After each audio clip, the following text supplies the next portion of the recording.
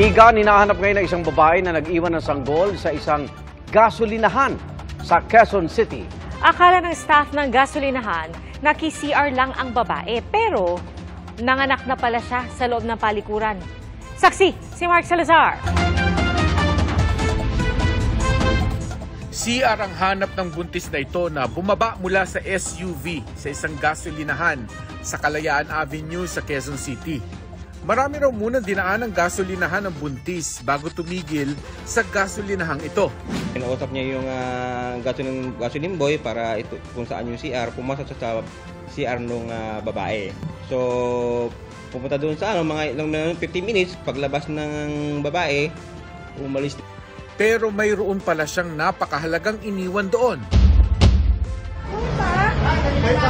Boy pa. Walang kamalay-malay ang staff, nanganak pala sa loob ng CR ang babae. Ang sanggol na lalaki na diskubre ng sunod na gumamit ng CR na siyang tumawag sa mga pulis. Sir, may bata nga. Kaya pumasok na kami. Pasok namin, bumato kami ng radyo. Tapos yung body ko, tinignan namin. Kinuha na namin yung bata. Nandun pa yung placenta niya, nandun pa yung inunan.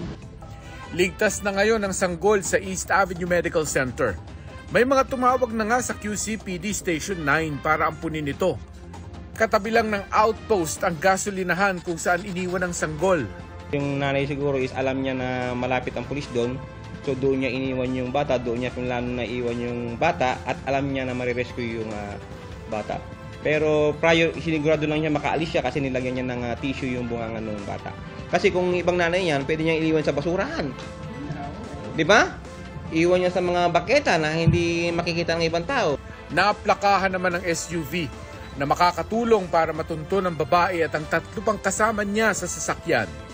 Huli itong nakuna ng CCTV habang pakanan sa Kalayaan Avenue papuntang EDSA. Pwede natin mapailan ng kaso ng Republic Act, ng Revised Penal Code ng Article 276. Ito yung abandoning of minor in relation to Republic Act 7610. Ongoing yung manhunt operation natin. Actually, meron na tayo nakuha mga CCTV footages para ma-identify natin yung sasakyan na ginamit, saka yung identity ng mga kasamahan niya at saka yung mismong nanay ng bata. Dati ng payo ng mga eksperto, imbis na iwan kung saan-saan ang mga sanggol na di kayang alagaan, humingi ng tulong. Maaaring dalhin muna ang bata sa child caring agencies o sa lokal na tanggapan ng DSWD o di kaya sa mga kaanak na payag alagaan ng bata. May foster care program din ng DSWD para sa mga batang inabandona, inabuso, may special needs o mga batang hindi kaya o ayaw alagaan ng kanilang pamilya.